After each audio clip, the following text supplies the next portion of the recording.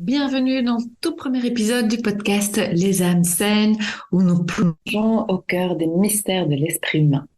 Aujourd'hui, attachez vos écouteurs car on va explorer les méandres du système d'attachement. Ces liens invisibles qui influencent nos relations, notre confiance en nous et nos schémas répétitifs. Bienvenue dans le podcast Les âmes saines. Je suis Amandine Delire, psychologue clinicienne, thérapeute psychocorporelle et passionnée du lien entre le corps et l'esprit. Je démystifie pour vous les concepts psychologiques, vous donnant les clés pour vous comprendre en profondeur. Imaginez comprendre enfin pourquoi votre corps réagit ainsi, pourquoi cette anxiété persistante, pourquoi ces blessures invisibles. Nous explorerons ensemble les racines de ces tourments, que ce soit des traumatismes passés ou des doutes profonds. Votre voyage à la compréhension de vous-même ouvrira les portes de l'harmonie intérieure. Je vous invite à partager ce podcast si vous pensez qu'il sera utile pour quelqu'un et à laisser une petite note positive si vous l'avez apprécié. Aujourd'hui, donc, on va parler du système d'attachement. Donc, on va voir de quoi il s'agit, évidemment. Mais je voulais commencer mon podcast avec cela, avec cette thématique-là, car c'est la base de presque tout, dans le sens où donc notre système d'attachement se construit en fonction du lien que nous avons avec notre mère, notre père ou notre tuteur, si on n'est pas élevé par nos parents. Et ce lien qui se construit a un impact sur notre vie adulte.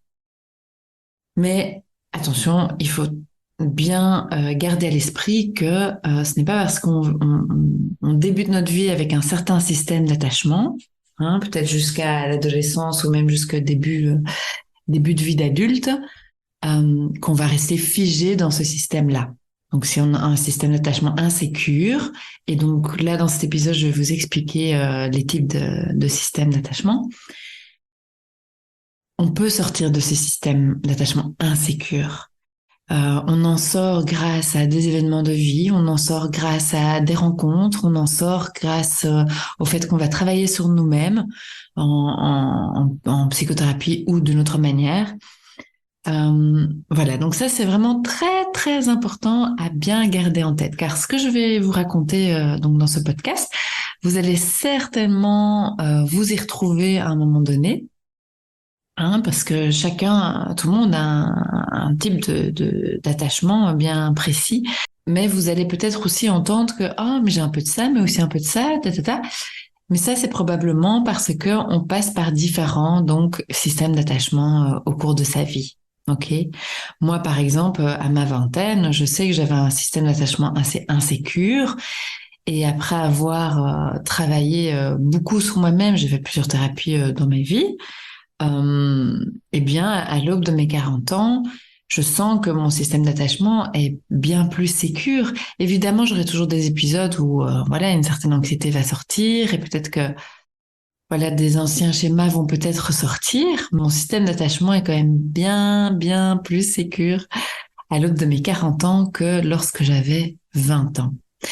Et donc, au plus tôt on travaille sur soi-même, donc même à l'adolescence et donc au début de la vingtaine, au plus tôt on va travailler sur soi-même, au plus vite donc on prend conscience de ce qui se passe avec nous, des problématiques qu'on a, on va beaucoup plus vite conscientiser tout ça et du coup ça va nous aider à sortir de ces schémas négatifs, de ces carcans et donc peut-être de ce système d'attachement insécure que vous portez en vous. Peut-être que vous allez vous dire mais comment ça se fait qu'on n'a pas appris ça à l'école. Effectivement, ce sont des choses qu'on n'apprend pas à l'école, c'est vraiment dommage. Parce que c'est vraiment à la base de tout si vous vivez beaucoup d'anxiété, de stress dans votre vie, ben allez voir vraiment le type d'attachement que vous avez avec vos parents, car c'est vraiment quasi la base de tout, à part évidemment si vous avez eu d'autres gros événements traumatiques dans la vie qui ont certainement également un rôle. Mais voilà, en tout cas, déculpabilisez, si vous n'avez encore jamais fait de travail sur vous-même ou quoi, pas de souci, c'est peut-être le moment, ou peut-être pas, vous sentez peut-être pas que c'est le moment de le faire maintenant. Euh, mais en tout cas, voilà, si vous écoutez ce type de podcast comme le mien, eh bien, petit à petit, peut-être vous aurez des petites prises de conscience de ce qui se passe en vous. Je vais vous demander alors, du coup, avant de commencer vraiment mon sujet, c'est de faire un peu votre propre analyse maintenant. Comment sont vos relations avec votre entourage? Hein, on va commencer par ça. Hein, comment sont vos relations avec votre entourage? Vos amis, votre compagnon, votre compagne, votre famille, vos parents. Hein, prenez un petit moment pour penser à cela, à vos relations avec votre entourage. Est-ce que vous avez un besoin de les voir, un besoin excessif de les voir? Est-ce que vous avez pas ce besoin de les voir? Est-ce que vous avez difficile avec la solitude? Ou est-ce que vous êtes très indépendant? Donc, faites un peu cette petite analyse avant voilà, de continuer à écouter ce podcast. Vous pouvez mettre l'épisode sur pause si vous voulez. Est-ce que c'est important de faire cette analyse? Pourquoi? Parce que, dans un premier temps, comme je disais, vous allez probablement entendre des choses qui vont vous faire conscientiser des mécanismes qui sont peut-être pas toujours top en vous. Et c'est important de les réaliser, enfin réaliser que c'est là en vous, hein, de pas se voiler la face non plus, n'est-ce pas? Peut-être que vous allez réaliser que vos premières années de vie n'ont pas été bien gérées. Je veux dire bien gérées par vos parents, vos tuteurs, sans mettre la faute sur eux, évidemment. Il faut toujours aussi garder à l'esprit, et je sais que c'est toujours en fonction de l'histoire de tout un chacun, mais c'est important de garder à l'esprit que tout être humain essaye toujours de faire de son mieux, avec le bagage qu'il a, avec l'histoire qu'il a. Et comme j'ai dit tout à l'heure, il ne faut jamais oublier que rien n'est figé, tout peut être travaillé, et donc, à nouveau, que nos parents ont fait de leur mieux. Alors, ce mécanisme de l'attachement est assez complexe mais inné, hein, car il va régir vraiment nos relations depuis notre enfance, comme je disais, jusqu'à l'âge adulte. Et il va vraiment influencer notre manière dont on se rapproche des autres, dont on va développer des liens émotionnels avec les autres et interagir avec le monde qui nous entoure. Dès qu'on est bébé, dès notre naissance, on est vraiment en recherche d'attachement. On est dans cette quête-là. On cherche la chaleur, la sécurité, l'amour. Il faut voir ce système d'attachement comme un ensemble de fils invisibles, hein, qui sont vraiment, qui passent de notre psyché, enfin, qui sont tissés de notre psyché, dès nos premiers moments de vie, donc, hein. Ces fils, ou donc ce sont les modèles d'attachement, ils sont vraiment enracinés dans nos interactions précoces avec nos figures d'attachement, donc nos parents ou nos tuteurs, nos soignants. Hein, et ils vont vraiment influencer notre perception du monde, de la confiance à l'intimité, en passant par l'autonomie. Donc vous allez entendre ces systèmes d'attachement, voilà, je vais les expliquer et vous allez voir si vous êtes plus dans ce côté de recherche d'autonomie ou si vous êtes plus dans la recherche justement de liens mais excessifs avec l'autre. Et donc il y a 4 styles d'attachement principaux. Il y a l'attachement sécurisé, ok, ça c'est le plus sain, on va dire. Mais il y a juste un tiers des personnes qui ont ce système d'attachement-là en eux. Donc voilà, il faut déculpabiliser. On passe quasi tous par un système insécurisé, n'ayez crainte. Mais comme je disais, comme j'ai déjà dit plusieurs fois, rien n'est figé, tout peut se travailler et on peut aller vers un système plus sain, hein, plus sécurisé. Il y a aussi l'attachement insécure, ambivalent ou résistant. l'attachement insécure évitant et l'attachement désorganisé. Donc, les personnes qui ont un attachement sécurisé, mais ces personnes-là vont plutôt se sentir à l'aise avec l'intimité et l'indépendance, les deux. Par contre, les personnes qui ont un attachement insécure, ambivalent, résistant, ce sont donc les types plus anxieux. Euh, Là, ils vont vivre plutôt plus une peur de l'abandon. Et il y aura souvent un besoin constant d'être réassuré. Hein. Ils vont rechercher ils vont aller se réassurer chez l'autre.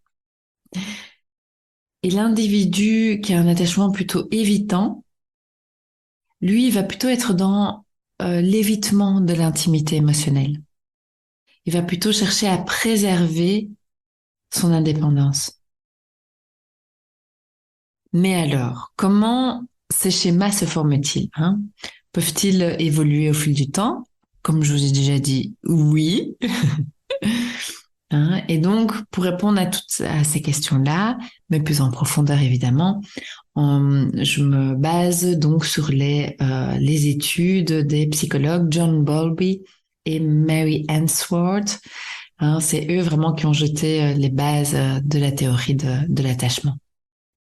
Et donc, c'est quoi un attachement? L'attachement, c'est vraiment ce lien émotionnel profond et durable qui se crée donc entre l'enfant et sa figure d'attachement. Hein, c'est vraiment, comme je disais, un besoin inné et biologique qui contribue vraiment à la survie et au bien-être de l'enfant.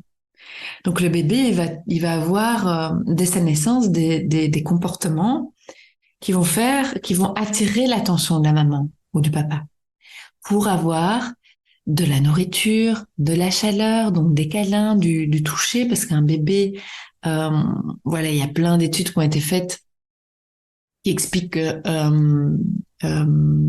un bébé, ben, il n'a pas uniquement besoin d'être nourri ou de dormir, donc c'est besoin primaire, mais il a vraiment ce besoin de chaleur humaine, de contact, de toucher avec l'autre. Et ces études d'ailleurs démontraient que pas mal de bébés qui étaient donc nourris mais délaissés, on va dire, avaient plus de chances malheureusement de mourir. Et donc le bébé va vraiment avoir des comportements, que ce soit avec des petits cris, que ce soit avec des gazouillis, que ce soit en bougeant ses bras, pour vraiment attirer l'attention de la maman pour qu'elle vienne vers lui pour avoir ce contact-là avec lui. Donc pour vous dire que c'est vraiment inné, ça, chez le bébé, c'est vraiment inné pour sa survie. Il est déjà donc très intelligent, le bébé. Enfin, c'est inné, quoi. Et donc, c'est vraiment en comprenant son type d'attachement, notre type d'attachement, qu'on peut vraiment comprendre mieux notre fonctionnement relationnel. Évidemment, il y a d'autres facteurs hein, qui expliquent aussi nos relations avec les autres, mais ça, le système d'attachement, c'est vraiment à la base. Parce que c'est vraiment la relation qu'on a eue avec notre mère ou notre tuteur, vraiment à la base de notre capacité à se sentir en sécurité ou non dans une relation. Et ça, c'est vraiment une question que vous pouvez vous poser encore maintenant. Est-ce que je me sens en sécurité dans ma relation, je sais pas moi, avec mon compagnon, avec ma mère, avec mon père, avec un ami? Est-ce que ce sont des personnes qui me font sentir que je suis en sécurité? Et donc, ce système d'attachement, il est vraiment actif dès notre naissance et jusqu'à notre mort.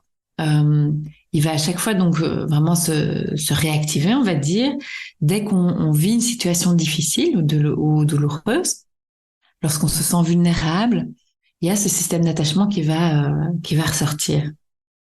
Hein, donc, ce système interagit avec le système de stress. Notre cerveau est très sensible à l'environnement et donc à l'environnement social aussi. Et le cerveau, il va se développer par étapes. Bon, je suis pas une experte parce que le cerveau, c'est très complexe, Mais je le dis juste parce que c'est quand même important, parce que quand on est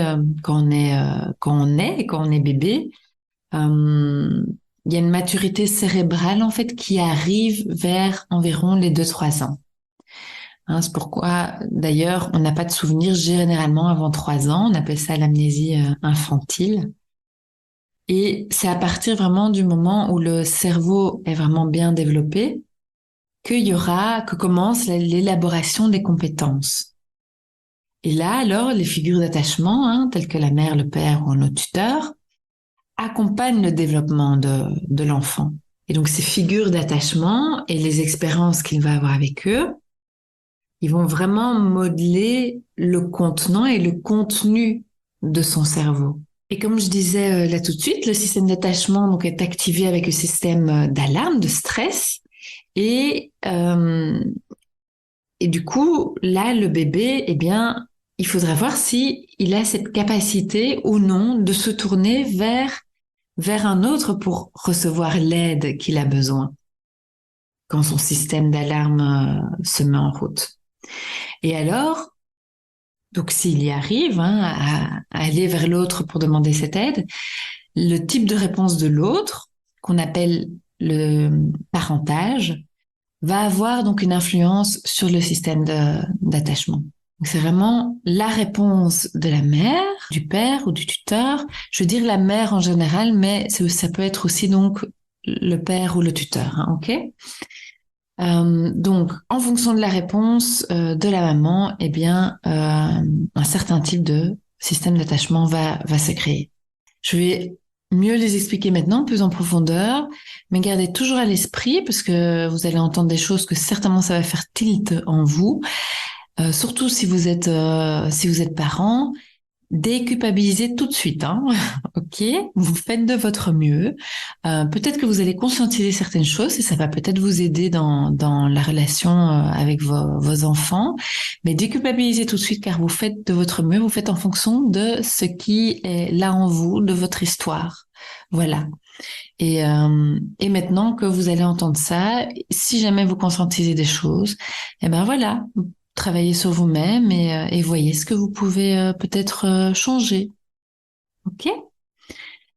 Et comme je disais, donc on parle de 4 types d'attachement. Et alors, on commence par le plus équilibré, l'attachement sécurisé. Il faut vraiment le voir comme un ancrage émotionnel solide. Solide. Les personnes qui ont cet attachement-là sont à l'aise donc avec l'intimité et l'indépendance et elles se sentent valorisées, elles se sentent dignes d'amour, elles sont capables de partager leurs émotions tout en respectant celles des autres. Donc il y a vraiment un bel équilibre ici entre se sentir aimé et arriver aussi à, euh, à aimer l'autre et à respecter l'autre. Ils arrivent alors à cultiver vraiment de bons liens émotionnels solides et sains avec les autres. Et d'ailleurs, quand on a un attachement sécurisé, donc dès le plus jeune âge, on apprend que nos besoins sont pris en compte. Et donc que leurs émotions sont valorisées. Hein, on ne met pas de côté les émotions sont entendues par le parent, sont écoutées. Et les parents ne vont pas dire ici arrête de pleurer ou on peut en avoir marre et dire arrête de pleurer. C'est tout à fait possible, évidemment. Je crois que ça arrive un peu à tout le monde. Mais il faut faire attention de pas être trop dans la répétition ici, parce qu'effectivement, si on n'arrête pas de dire ça à un enfant, bah, il va se dire bah, pleurer c'est mal. Donc, montrer son émotion, c'est mal.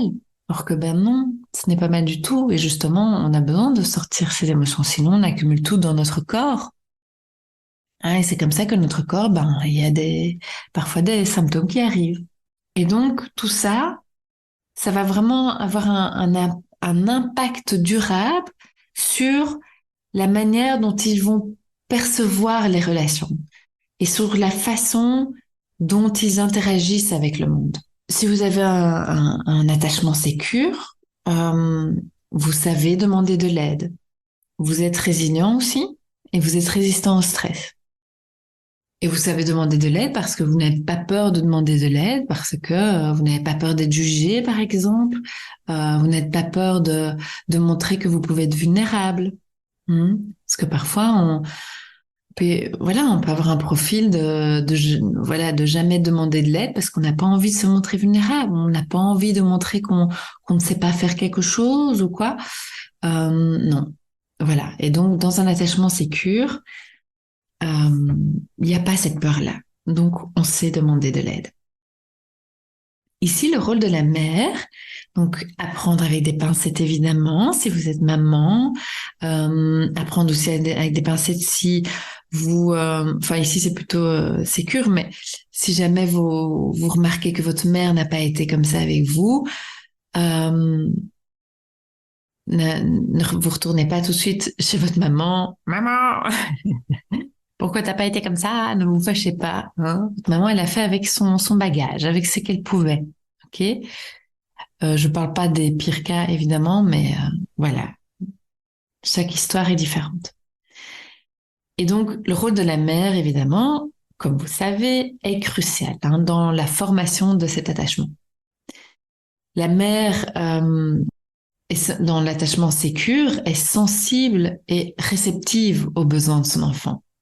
Et elle offre vraiment un sentiment de sécurité et d'acceptation inconditionnelle.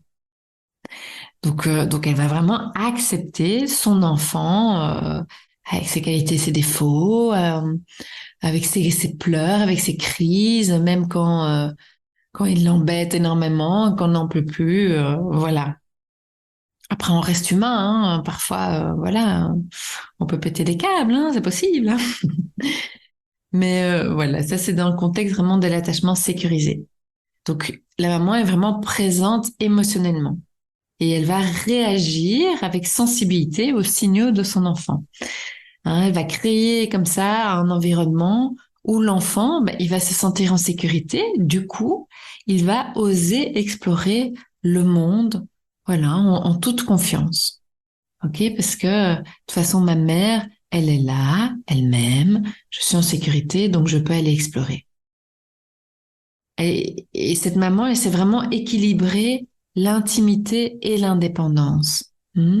Donc l'intimité, donc elle va pas rejeter son bébé, elle va voilà, elle va avoir un bon contact avec lui, mais elle va aussi l'aider à être un peu autonome et donc découvrir le monde extérieur.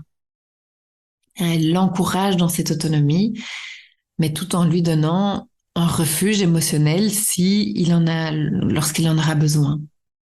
Et ça donne vraiment une stabilité à l'enfant euh, qui va lui permettre de développer une perception positive de soi et des autres. Ça va renforcer vraiment sa capacité à établir des liens profonds et, enfin des liens vraiment profonds tout au long de sa vie avec les autres. Évidemment, des mamans qui sont voilà dans un attachement sécure, ça ne veut pas dire qu'elles sont parfaites hein, non plus. Elles peuvent commettre des erreurs, mais ce qui compte, c'est la capacité à se réparer, à reconnaître qu'on a fait des erreurs, hein, et surtout, je crois que vous le savez pour la plupart, que la communication est extrêmement importante. Hein. Donc il est important d'avoir une communication ouverte et aimante avec l'enfant. Donc voilà, les personnes qui ont vécu ce type d'attachement sécure vont alors avoir tendance à développer des relations amoureuses et amicales plutôt stables et équilibrées. Hein, ils sont capables alors de gérer des conflits de manière constructive et vraiment de créer un espace d'intimité émotionnelle, mais qui peut se créer, quoi, qui peut se développer entre les personnes. Donc voilà, il faut vraiment garder à l'esprit que l'attachement sécurisé est vraiment crucial, voilà, pour bâtir des relations épanouissantes. Hein, donc là, peut-être que vous êtes en train de réfléchir hein, à votre propre expérience d'attachement. Enfin, d'ailleurs, je vous ai proposé tout à l'heure de le faire. Euh, Et peut-être que là, vous êtes déjà en train de penser à comment créer des liens plus forts avec les autres. Hein, on parle de liens ici parce que peut-être que, on va voir dans les systèmes d'attachement insécures, mais peut-être que vous êtes entouré, mais est-ce que vous avez vraiment un lien profond avec votre entourage? Donc vraiment un lien d'intimité.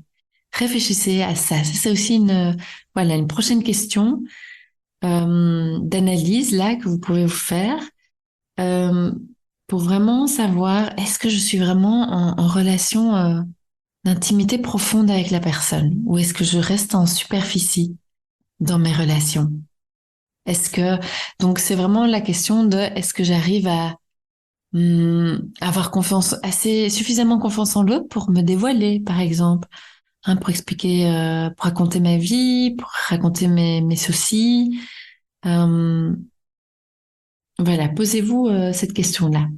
En tout cas, à bien retenir, c'est que l'amour, l'acceptation et la communication sont les clés de la construction. Ok? Alors, on va aller à l'autre extrémité. On va aller vers l'attachement maintenant insécure et on va commencer avec l'ambivalent ou résistant. Donc, c'est le type anxieux. Alors ici, c'est un peu comme une danse entre le besoin d'intimité et la peur de l'abandon. Ici, les individus anxieux vont rechercher une validation et une réassurance constante chez l'autre. Hein, car ils ont peur, ils craignent que l'autre, que le partenaire, si on parle donc d'une relation de couple, ne s'éloigne. Enfin, même dans la famille. Euh, et du coup, cette quête d'amour, ça va parfois, souvent, les pousser vers des comportements plutôt excessifs ou même impulsifs. Et d'ailleurs, vous risquez si vous avez ce type d'attachement-là, de crier fort en cas de détresse, hein, pour être sûr qu'on vous entende. Donc, ces individus qui ont ce type d'attachement ressentent une anxiété constante quant à la disponibilité et la réactivité de l'autre, de la figure d'attachement. Hein, on va parler ici donc de la mère. La mère, donc, qui joue un rôle clé évidemment dans le développement de l'attachement insécure ambivalent, ces comportements vont varier d'une surréactivité à l'émotion de l'enfant, à des moments, à certains moments, et parfois à d'autres moments à une distance émotionnelle.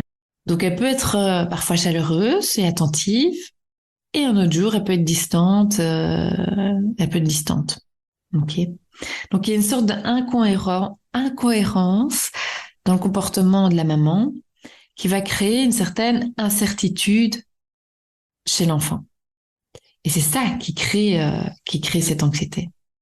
Et donc l'enfant, il va croire alors du coup que l'affection et la sécurité sont éphémères.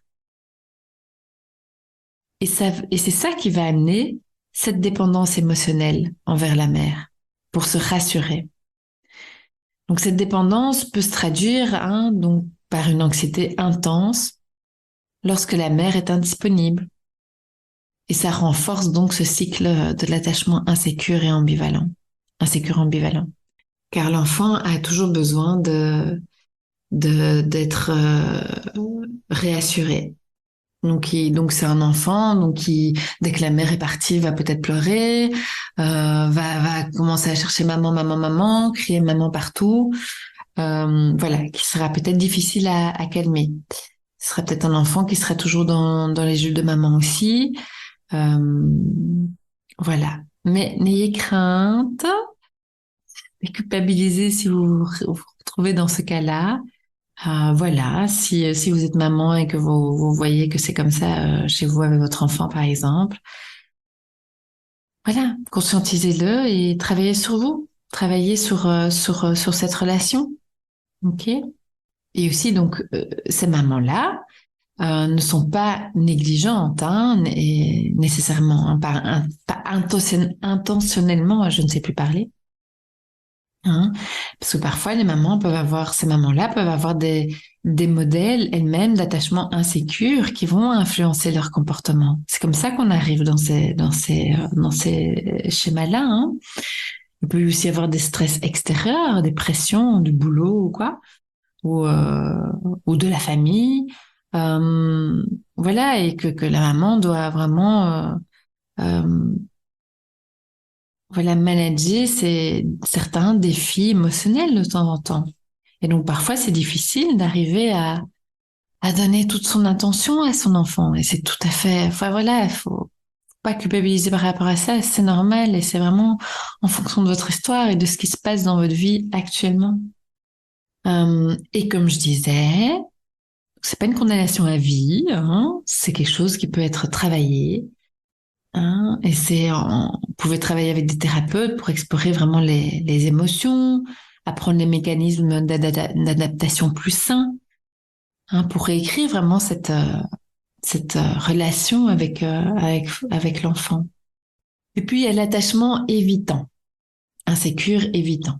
Là, c'est comme s'il y avait une barrière émotionnelle invisible, hein, qui séparait vraiment l'individu des autres. Ici, on va retrouver une quête d'indépendance émotionnelle assez intense et une certaine méfiance envers l'intimité avec l'autre.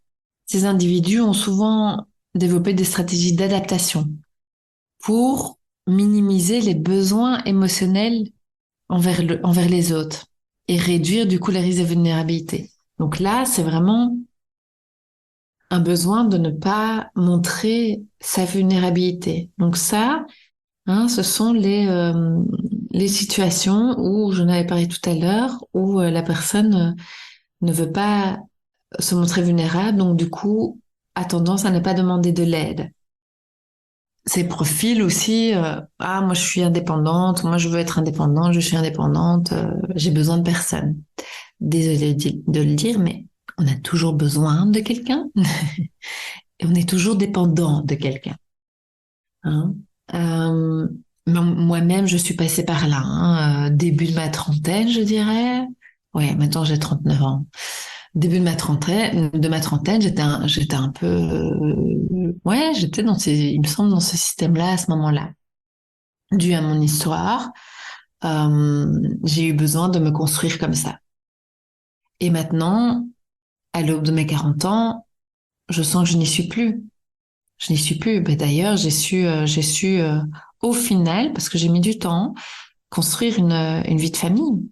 Hein, j'ai eu beaucoup de mal à trouver vraiment l'homme avec qui j'avais envie de passer ma vie et puis de construire une famille. Mhm. Parce que je sais que à un moment donné, je suis passée par ce système-là. Après, il y a d'autres choses, hein. Je suis passée par plusieurs systèmes. Dans le début de la vingtaine, j'étais plutôt dans un système plus dépendant, hein, dépendant de l'autre. Donc, pour vous dire que je suis un exemple, que on passe par différents systèmes tout au long de notre vie. Euh, et donc, ici, on va toujours privilégier l'indépendance et se méfier donc de la dépendance émotionnelle. Hein, ces personnes-là ont plus de mal à partager leurs sentiments profonds, hein, et peuvent sembler distants dans les relations intimes. Et effectivement, quand j'étais là-dedans, c'est tout à fait ça. Euh, c'est tout à fait ça. Je sais que je me sentais pas, comment dire, assez en connexion avec l'autre. Et je sais que ces 2, 3 dernières années, c'est vraiment ce sur quoi j'ai travaillé. Parce que j'ai conscientisé ça un jour. Et voilà, et j'avais envie de dépasser ça, parce que du coup, les relations qu'on a avec les personnes, on sait pas trop bien au final si on peut compter sur les personnes et si nous on compte pour eux, vous voyez. On est dans ces questionnements-là, hein, lorsqu'on vit cet attachement, ce type d'attachement. Mais ce sont donc des profils qui vont se débrouiller, très bien se débrouiller seuls. La mère ici, dans ce contexte, peut avoir eu des comportements qui ont renforcé cette distance. Donc, elle a pu être moins réactive aux signaux émotionnels de son enfant. Elle a pu encourager l'indépendance précoce ou même minimiser l'importance des émotions. Donc ça envoie des messages implicites que les besoins émotionnels sont pas prioritaires. Ces mères-ci peuvent aussi être moins enclines à partager leurs émotions, leurs propres émotions. Elles ne l'ont peut-être pas appris à savoir les partager. Hein? Donc parfois, quand on ne nous l'a pas appris, ben, c'est difficile de pouvoir le faire de nous-mêmes. Et donc du coup, ça crée un modèle de communication assez superficiel. Et, et l'enfant peut alors voilà, garder en lui cette réserve émotionnelle parce que hein, le message qu'il reçoit, c'est que ben non, il n'y a pas d'émotion, il n'y a pas de place à l'émotion ici. Et alors, ça amène que les enfants ne vont pas forcément chercher de réconfort ou de soutien quand ils sont en détresse émotionnelle, parce qu'ils pensent que ça n'a pas la place et ils gardent tout en eux. Et attention à nouveau, donc ces merci, ça ne veut pas dire qu'elles sont nécessairement insensibles ou mal intentionnées, évidemment. Hein. C'est vraiment dû à leur histoire ou certains facteurs externes même. Hein. Et à nouveau, bien qu'ils puissent cet attachement insécure, évitant, sembler difficile à surmonter, non, vous inquiétez pas, il n'est pas immuable. En travaillant sur soi, il est possible d'aller explorer hein, ce qui s'est passé dans votre vie, prendre conscience de tout ça et apprendre donc des compétences pour cultiver la relation plus intime et significative avec l'autre. On passe maintenant à l'attachement désorganisé. Il est l'un des types les plus complexes, caractérisé vraiment par des comportements contradictoires. Donc les personnes qui ont ce type d'attachement-là en eux, ils vont vraiment osciller entre la recherche d'intimité et la fuite. Souvent parce qu'ils ont eu des figures d'attachement qui ont été source de sécurité et de peur. Les deux. Très contradictoires donc. Hein. Ici, la mère peut être source de confusion. Elle peut avoir des comportements enfin des moments d'affection et de chaleur, mais aussi des moments de négligence et même parfois des comportements inappropriés. Et ça amène vraiment un sentiment d'insécurité chez l'enfant qui en fait il sait pas à quoi s'attendre de la figure maternelle. Donc, oui, il y a une insécurité et même une peur parfois qui s'est créée. Il peut y avoir une peur parce que parfois le parent ici peut vraiment avoir des comportements qui font peur, quoi. Le parent peut faire peur ici. Donc, les mères ici peuvent avoir un vécu, des problèmes personnels qui n'ont pas été résolus, comme des traumatismes passés ou des troubles mentaux. Et donc, ça peut, voilà, contribuer à des comportements imprévisibles et à une incapacité à fournir cette base émotionnelle stable que l'enfant a besoin. Et comme je disais, les parents ici peuvent être très perturbés ou même effrayants. Et alors l'enfant ici, il ne sait pas s'il peut aller vers lui, vers le parent, ou est-ce qu'il doit s'en protéger. Et donc sur ça, beaucoup de peurs existent par rapport aux parents. Et ça peut amener un risque de troubles de dissociation ou même borderline. Ici, à nouveau, les mères sont pas nécessairement malveillantes intentionnellement. Euh, Peut-être qu'elles luttent vraiment avec leur propre démon intérieur, hein, et n'ont pas ces compétences pour gérer vraiment les besoins émotionnels de leur enfant. Ça semble encore plus difficile, plus complexe à pouvoir en sortir, à pouvoir guérir de cet attachement insécure, désorganisé. Mais néanmoins, non, il est possible de travailler dessus, de travailler sur votre histoire pour aller vers un attachement plus sain. Donc, à nouveau, rien n'est figé. Donc, à retenir, hein, si vous entendez que vous êtes dans un attachement insécure, ou si vous reconnaissez ce type d'attachement avec votre enfant en tant que maman ou papa, vous pouvez travailler sur vos traumas, sur vos expériences traumatiques que vous avez vécues dans votre vie, dans votre enfance. Quand je dis trauma, il ne s'agit pas uniquement d'épisodes aigus de type violence ou accident, hein. Donc, je pense que vous l'avez compris, il s'agit aussi de négligence ou de tous ces moments où vous, en tant qu'enfant, vous n'avez pas été écouté ou entouré, ou vous ne vous êtes pas senti en sécurité. Il faudra faire un travail alors de reparentage, c'est-à-dire aider à sécuriser le petit enfant qui est en vous. Et imaginez que vous allez prendre soin de ce petit. Ça va prouver à votre cerveau que vous pouvez le rassurer. Et donc, ça va le rassurer. Et vous allez ressentir ça. Et comme ça, vous pouvez reparenter, en fait, les différents âges, les différentes périodes de votre enfance, de votre jeunesse. Et d'ailleurs, si vous êtes un parent hyper anxieux, c'est vraiment important d'aller prendre soin de ce bébé à l'intérieur de vous. Et donc, pour continuer au final, dans cette question de comment avoir un attachement sécure, comme vous l'avez entendu, il se développe avec les capacités de la mère à réguler les états émotionnels de son enfant. Hein, c'est un parent qui donne, qui s'est donné de l'amour, et qui arrive à écouter les besoins de son enfant. C'est comme ça que l'enfant va commencer à explorer donc son environnement, comme je disais, et se sentir en sécurité. Et ça ferme la boucle de l'attachement. Si par exemple la mère ne répond pas à la détresse de l'enfant il va entrer dans un processus de détachement. L'enfant va se dissocier, se déconnecter de lui-même. Hein, ce sont les enfants qui répondent souvent je ne sais pas, car ils sont déconnectés. Ils sont déconnectés de leurs propres besoins, de leurs propres désirs. Ils ne savent pas parce que leur maman ne leur a pas, n'a pas su lui apprendre ça parce qu'elle n'a pas répondu à ses besoins. Alors, si le cycle de l'attachement ne s'achève pas, il peut y avoir un sentiment de honte.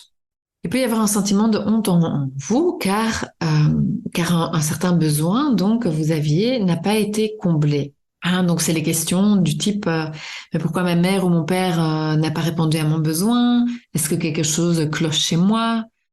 Euh, j'ai l'impression et j'ai honte que quelque chose ne tourne pas rond chez moi. Ou si je demande de l'amour mais qu'on me rejette, je vais avoir honte d'avoir ce besoin. Hein?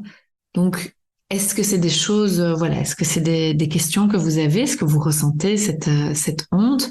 D'ailleurs, parce qu'on est quand même ici dans le corps et l'esprit, euh, quand vous entendez tout ce podcast, est-ce que vous avez ressenti quelque chose dans votre corps? Ou là, quand je parle de la honte, est-ce que vous ressentez quelque chose dans votre corps? Essayez de vraiment écouter votre corps.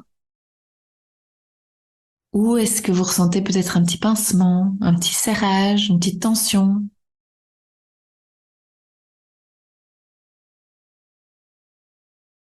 Et ce que je vous propose, si jamais vous ressentez ça, c'est de mettre votre main dessus et de respirer profondément à cet endroit-là. Ça va libérer de l'espace, ça va mettre de l'ouverture dans cet espace-là, hein, pour libérer cette tension qui est là. Et alors, pour terminer cet épisode, je vais vous donner les 7 besoins fondamentaux d'attachement. Le premier, le besoin de sécurité. Ça, je pense que vous l'avez compris après avoir écouté ce podcast. De sécurité au niveau relationnel. Donc, de ressentir un sentiment d'appartenance à un groupe aussi. Que ce soit la famille, les amis ou autres. Le deuxième est le besoin d'accordage, d'harmonisation. C'est le besoin d'être vu et connu. C'est vraiment ce sentiment que j'existe. Et la question qui revient souvent ici, c'est est-ce qu'on se soucie suffisamment de moi? Ensuite, c'est le besoin d'être rassuré et d'être calme. Ici, on va apprendre à être avec soi-même. Je peux faire une erreur, vous pouvez faire une erreur, prendre un risque par exemple, mais je peux évoluer et grandir en faisant des erreurs. Hein? On le sait ça maintenant. On peut faire des erreurs dans la vie et on va en apprendre quelque chose de ces erreurs-là. Ça va nous faire grandir. Le quatrième besoin est celui que quelqu'un nous exprime son ravissement et qu'il nous fait nous sentir uniques. Donc c'est une sorte de besoin de grandiosité, mais sans aller dans le narcissisme, hein. Mais en tout cas, c'est comme quelqu'un qui va un peu nous tirer vers le haut et sentir, oui, qu'on n'est pas comme tout le monde, quoi, et qu'on est qui on est, qu'on est unique dans le monde. Le cinquième besoin est le besoin d'avoir des guides dans notre vie qui nous montrent comment faire les choses. Ici, par exemple, quand l'enfant rate quelque chose, c'est important de ne pas le faire à sa place par la suite, mais de le guider. Ici, c'est aussi savoir qu'on est aimé, peu importe ce que l'on fait. Le sixième besoin sera celui où, lorsqu'on fait quelque chose de stupide, par exemple, qu'on ait la capacité d'aller dans un conflit et puis de le réparer. C'est comme ça que les relations se renforcent et s'améliorent au final, hein. C'est d'arriver, si on est en conflit avec quelqu'un, d'arriver à communiquer après avec cette personne, hein, d'aller discuter ensemble de ce conflit, qu'est-ce qui s'est passé, et d'écouter le besoin de chacun. Et puis le dernier, c'est de ne pas prendre la vie personnellement, pas prendre les choses personnellement. Et c'est comme ça alors qu'on vit de manière plus détachée la vie. Et sachez vraiment qu'uniquement une personne sur 4, j'avais dit 3 tout à l'heure, mais c'est 4, a un attachement sécure. Donc il y a 3 personnes sur 4 qui ont un attachement insécure. Donc déculpabilisez totalement si vous vous y retrouvez dedans. Un attachement sécure, c'est plutôt rare. Enfin, c'est pas rare, mais c'est plus difficile à avoir, on va dire. Mais si vous êtes dans cet attachement insécure, vous pouvez travailler sur vous-même et vous pouvez aller vers cet attachement plus sain. Essayez d'écouter de quels besoins vous avez besoin. Hein, il faut arriver du coup à s'écouter intérieurement et à savoir se calmer. Et donc posez votre main sur votre cœur, c'est un petit exercice aussi à faire. Posez votre main sur votre cœur et vous l'écoutez. Qu'est-ce qui vient? Vous pouvez le faire maintenant, hein. Qu'est-ce qui vient? De quoi ai-je besoin? Et je vais encore le dire une énième fois, mais c'est tellement important d'intégrer cela que ces types d'attachements donc ne sont pas fixes, hein. Ils ne définissent pas notre destin. L'introspection, comme vous pouvez faire, comme vous avez fait pendant le podcast, la thérapie et les relations saines, donc rechercher des relations saines, des personnes saines autour de vous, peuvent aider à changer donc ce modèle au fil du temps. Et donc cette prise de conscience du schéma d'attachement que vous avez, c'est vraiment le premier pas vers cette grande compréhension au final de nos émotions et de nos relations.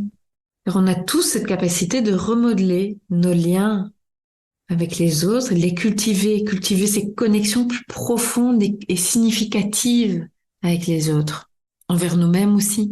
Merci d'avoir participé à cette exploration du système d'attachement. Rappelez-vous toujours que ces fils invisibles peuvent être démêlés et réassemblés.